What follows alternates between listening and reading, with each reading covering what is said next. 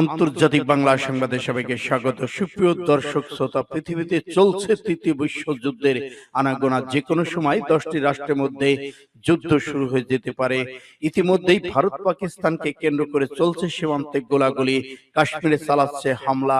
সব জানিয়ে দিব আমাদের হাতে থাকা সর্বশেষ আন্তর্জাতিক আপডেট বাংলা সংবাদ। শুরুতেই থাকছে সংবাদ শিরোনাম, এরপরে জানাবো বিস্তারিত। সব ভারতের নাটক, ওরা নিজেরাই কাশ্মীরে হামলা করিয়েছে। আর জানিয়ে দিব ভারত পাকিস্তানে বিক্ষোভ, সীমান্তে চলছে গোলাগুলি। ইরান কোন সংলাপে ভীত নয়, নিষেধাজ্ঞা প্রত্যাহারের প্রচেষ্টা চলবে, জুমার নামাজের খতিব। এদিকে পাকিস্তান জুড়ে হামলার পরিকল্পনা করছে ভারত, দাবি আসিফের। এদিকে ভারতীয় বিমানের জন্য আকাশপথ বন্ধ সহ পাল্টা পদক্ষেপ নিয়েছে পাকিস্তান।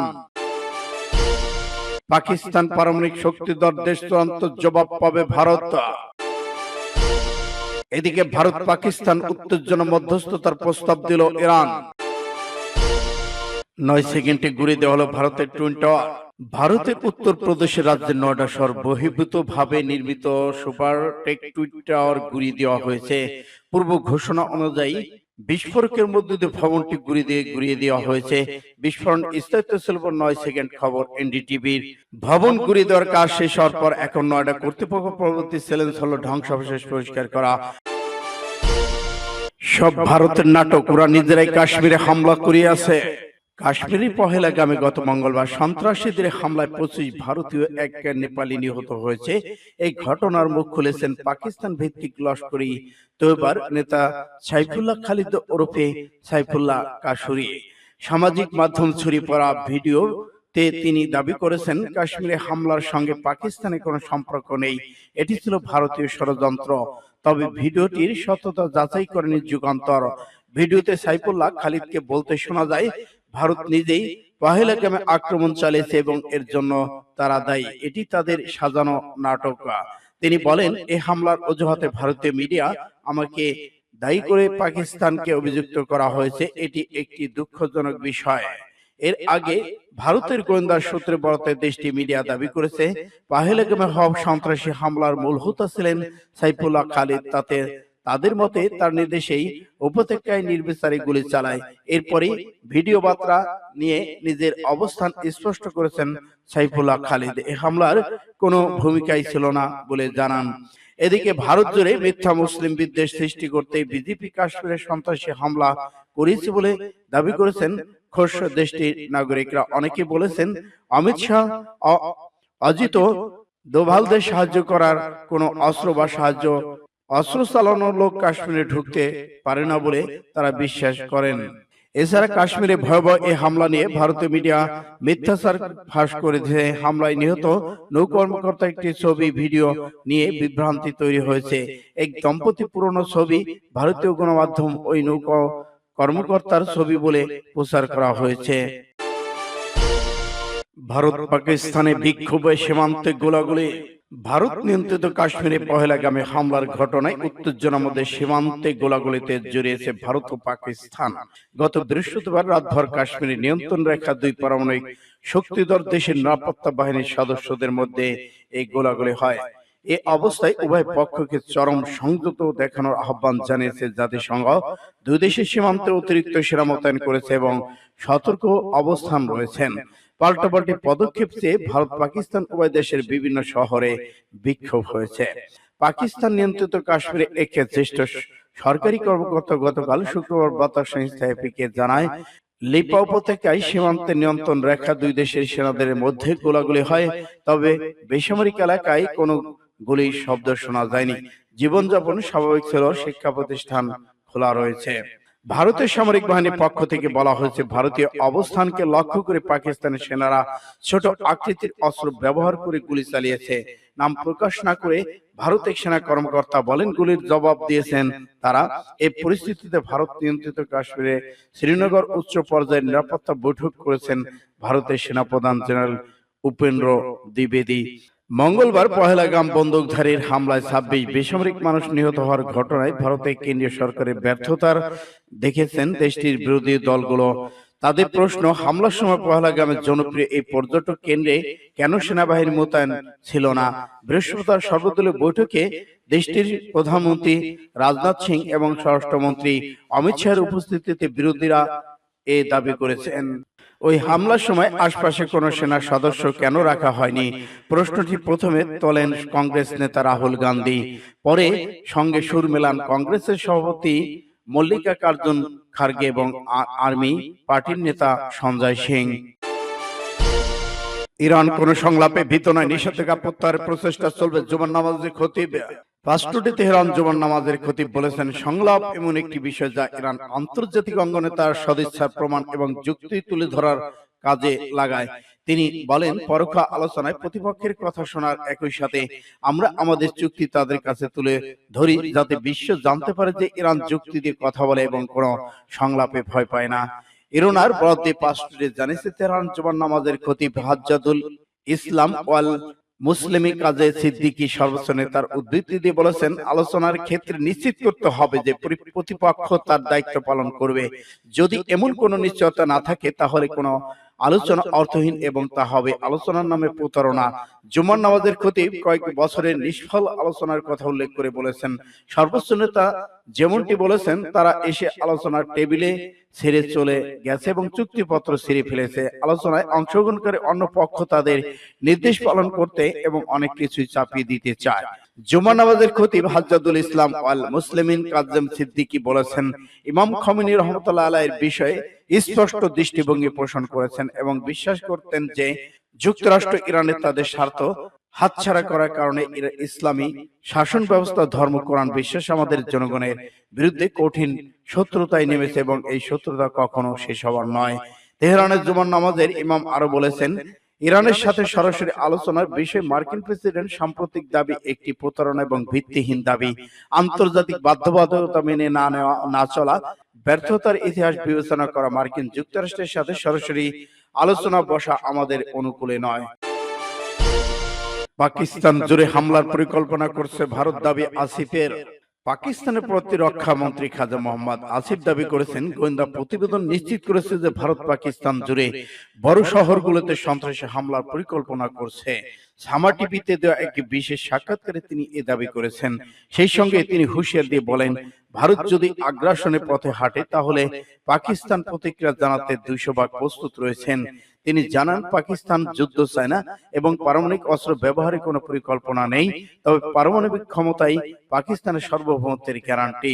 খাজা আসিফ এই সময় অভিযোগ তুলে বলেছেন, ভারত নিষিদ্ধ ঘোষিত সংগঠন বালুচিস্তান লিবারেশন আর্মি BLA এবং তেহরিক তালিবান পার্টিকে টিটিপি বোমা ও সহায়তা দিচ্ছে, যার মাধ্যমে তারা পাকিস্তান 4টি প্রদেশেই অস্থিরতা সৃষ্টি করতে চায়। তিনি বলেছেন, ভারত খাইবার পাখতুনখোয়া বালুচিস্তান রক্তপাতের পেছনে রয়েছে। এসব গোষ্ঠী ভারতের প্রক্সি হিসেবে কাজ করেছে। ভারত শাসিত কাশ্মীরে পহেলগাম হামলা প্রসঙ্গে আসিফ বলেছেন, ভারতের হাতে পাকিস্তানের বিরুদ্ধে কোনো প্রমাণ নেই, কিন্তু ভারতীয় গণমাধ্যম এটিকে বলিউড স্টাইল নাটকে উপস্থাপন করেছেন। তিনি আরো স্মরণ করে দিয়েছেন, পুলওয়ামার হামলার সময় ভারতের ভেতর থেকেই ফলস ফ্ল্যাগ অপারেশন সন্দেহ ওঠে। পেহেলগামে মুসলিমরাও নিহত হয়েছে, কিন্তু ভারতীয় মিডিয়া যেভাবে ঘটনার নাট্যরূপ দিচ্ছে তাতে মনে হচ্ছে সংবাদ কক্ষের চেয়ে বলিউডের প্রভাব বেশি, মন্তব্য করেন তিনি।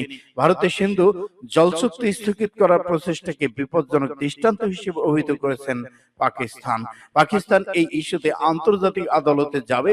দুই পারমাণবিক শক্তিধর দেশের মধ্যে উত্তেজনা বাড়তে থাকলে তা আঞ্চলিক বৈশ্বিক নিরাপত্তার হুমকির মুখে ফেলবে বলে সতর্ক করে দিয়েছেন, এমনকি যুদ্ধ লেগে যেতে পারে। আফগানিস্তান থেকে সন্ত্রাস পাকিস্তান ছড়িয়ে পড়েছে বলে অভিযোগ করেছে আসিফ। একই সঙ্গে তিনি অন্তর্বর্তী আফগান সরকারকে তাদের ভূখণ্ড ক্রস বর্ডার সন্ত্রাসের ব্যবহার করতে না দেওয়ার আহ্বান জানিয়েছেন। সাক্ষাৎ শেষে তিনি 2019 সালে ভারতীয় পাইলট অভিনন্দন বর্ধনের ঘটনাকে স্মরণ করিয়ে বলেন, আমাদের আকাশসীমা লঙ্ঘনের ফল কি হয় তা সবাই দেখেছে। আমরা অভিনন্দনকে চা খাইয়ে ফেরত পাঠিয়েছিলাম, বার্তা পরিষ্কার ছিল। সূত্র ইন্ডিয়া টুডে। পাকিস্তান রয়েছে পারমাণবিক শক্তিধর দেশ, চূড়ান্ত জবাব পাবে ভারত। পাকিস্তানের সীমান্ত পার করে কোনো আগ্রাসন চালানোর চেষ্টা করলে ভারতকে চূড়ান্ত জবাব দেওয়ার হুঁশিয়ারি দিয়েছেন আজাদ কাশ্মীরের প্রাদেশিক প্রধানমন্ত্রী চৌধুরী আনারুল হক। তিনি বলেন, পাকিস্তানের সীমান্ত লঙ্ঘনের সাহস ভারতে নেই। বৃহস্পতিবার আজাদ কাশ্মীরে আইনসভায় দেওয়া এক ভাষণে তিনি এসব কথা বলেছেন। সবাই ভারতের বিরুদ্ধে চাণক্য নীতি অনুসরণের অভিযোগ তোলেন চৌধুরী আনারুল। ভারতের অবস্থানকে তিনি কূটনৈতিক অবস্থানে ছুরি মারার সঙ্গে তুলনা করেছেন। তিনি বলেছেন, ভারত যেসব গল্প বলছে তা ইতিমধ্যে ধরা পড়ে গেছে। আজাদ কাশ্মীরের ভিতরে অস্থিতিশীলতা সৃষ্টি তৈরি করতে পারে ভারত, এমন সতর্কবার্তা দিয়েছেন আনারুল হক। তিনি বলেন, ভারত যদি এমন কোন দুঃসাহস দেখায় তবে উপযুক্ত দাঁত ভাঙা জবাব দেওয়া হবে। আজাদ কাশ্মীরে এই প্রধানমন্ত্রী অভিযোগ করেছেন, ভারত 1 বছর ধরে ধারাবাহিকভাবে পানির আগ্রাসন চালিয়ে যাচ্ছে। তিনি বলেন, পুচ্ছ ও নীলম নদীর প্রবাহ ঘুরিয়ে দেওয়া মতো কাজ শুরু করেছে ভারত। এগুলো পাকিস্তানের বিরুদ্ধে বৃহত্তর ষড়যন্ত্রের অংশ। মোদী সরকারের সন্ত্রাসের চেহারা বিশ্ব চিনে ফেলেছে বলেও মন্তব্য করেছেন আনারুল হক। তিনি বলেছেন, কানাডা থেকে শুরু করে কাশ্মীর পর্যন্ত মোদীর ভারত রাষ্ট্রীয় নীতির অংশ হিসেবে সন্ত্রাসকে বেছে নিয়েছে। বিশ্ব আস্থা বুঝে ফেলেছে। সূত্র এটিএম। ভারত পাকিস্তান উত্তেজনা, মধ্যস্থতার প্রস্তাব দিল ইরান। ভারত শাসিত কাশ্মীরে পহেলগামে অস্ত্রধারী হামলার পর ভারত পাকিস্তানের মধ্যে উত্তেজনা বাড়ছে। ঠিক এমন সময় মধ্যস্থতার প্রস্তাব দিল ইরান। দেশটি বলছে, দুই প্রতিবেশীর মধ্যে শান্তি প্রতিষ্ঠায় তারা সেতুবন্ধন হিসেবে কাজ করতে প্রস্তুত রয়েছেন। ইরানের পররাষ্ট্রমন্ত্রী সৈয়দ আব্বাস আরাগচি এক টুইট বার্তায় জানান, ভারত পাকিস্তান ইরানের ভ্রাতৃত্বপ্রতিম এবং প্রতিবেশী দেশ। তিনি বলেন, এই সংকটময় সময় আমরা দুই দেশের মধ্যে বোঝাপড়ার পথ তৈরি করতে প্রস্তুত আছি। সম্প্রতি জম্মু কাশ্মীরে পহেলগামে এক হামলায় অন্তত 26 জন নিহত, আরো অনেকে আহত হয়েছেন। নিহতদের বেশিরভাগই ছিলেন পর্যটক। হামলার দায় স্বীকার করেছে দ্য রেজিস্ট্যান্স ফ্রন্ট, যা লস্কর-ই তৈয়বা সংগঠন বলে ধারণা করা হচ্ছে। এই হামলার পর ভারত করা প্রতিক্রিয়া জানিয়ে পাকিস্তানের সঙ্গে কূটনৈতিক বাণিজ্যিক সম্পর্কে একাধিক পদক্ষেপ নিয়েছে। ইন্দাস পানি চুক্তি স্থগিত করা হয়েছে, সীমান্ত বন্ধ করে দেওয়া হয়েছে, ভিসা দেওয়া বন্ধ সহ সীমান্ত বাণিজ্য কার্যক্রম থেমে গেছে। পাকিস্তান পাল্টা পদক্ষেপ নিয়েছে, ওয়াঘা সীমান্ত বন্ধ, ভারতীয় জন্য সার্কভুক্ত ভিসা বন্ধ, বাণিজ্য চুক্তি স্থগিত এবং আকাশপথ ভারতের বিমান চলাচল করতে পারবে না বলে হুঁশিয়ারি দিয়ে বন্ধ করে দিয়েছে ইসলামাবাদ। এদিকে জাতিসংঘ মহাসচিব অ্যান্টনিও গুতেরেস দুই দেশের এই পরিস্থিতিতে গভীর উদ্বেগ প্রকাশ করেছেন।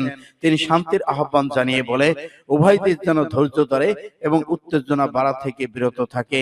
এমন অবস্থায় ইরানের প্রস্তাব বিশ্ব কূটনৈতিক পরিসরে নতুন আলোচনার সূচনা করতে পারে বলে মনে করেছেন বিশ্লেষকরা। সূত্র বিডি প্রতিদিন। 9 সেকেন্ডে গুড়িয়ে দেওয়া হলো ভারতের টুইন টাওয়ার। ভারতের উত্তরপ্রদেশের রাজ্যের নয়ডা শহর বহির্ভূত ভাবে নির্মিত সুপার টেক টুইন টাওয়ার গুড়িয়ে দেওয়া হয়েছে। পূর্ব ঘোষণা অনুযায়ী বিস্ফোরকের মধ্যে দিয়ে ভবনটি গুড়িয়ে দেওয়া হয়েছে। বিস্ফোরণ স্থায়িত্ব ছিল 9 সেকেন্ড। খবর এনডিটিভির। ভবন গুড়িয়ে দেওয়ার কাজ শেষ হওয়ার পর এখন নয়ডা কর্তৃপক্ষ পরবর্তী চ্যালেঞ্জ হলো ধ্বংসাবশেষ পরিষ্কার করা। ভবন গুড়িয়ে দেওয়ার আগেই সংশ্লিষ্ট কর্মকর্তারা বলে দিয়েছে, প্রায় 55,000 টন ধ্বংসাবশেষ জমা হয়েছে। তার পরিষ্কারের জন্য 3 মাস সময় লাগতে পারে বলে নির্ধারিত এলাকায় আবর্জনা ফেলা হবে। টুইন টাওয়ার ধ্বংসে প্রায় 3,700 কেজি ওজন বিস্ফোরক ব্যবহার করেছিল। দুটি ভবনে প্রায় 7,000 ছিদ্রের ভেতর বিস্ফোরক আঘাত এনেছে। 20,000 সার্বিক স্থাপন করা হয় সেখানে। ওয়াটার টেকনিক ব্যবহার করে বিস্ফোরক করার কারণে টাওয়ার দুটি সোজাসুজি নিচের দিকে ভেঙে পড়েছে। ভবনটি গুড়িয়ে দেওয়ার আগে ওই এলাকায় প্রায় 7,000 বাসিন্দাকে নিরাপদ সরিয়ে নেওয়া হয়। আশপাশে ভবনগুলো যেন ক্ষতিগ্রস্ত না হয় তার জন্য বিশেষ ব্যবস্থা নেওয়া হয়েছিল। ওই পথে চলাচলকারী গাড়িগুলোকে বিকল্প পথে ঘুরিয়ে দেওয়া হয়েছিল।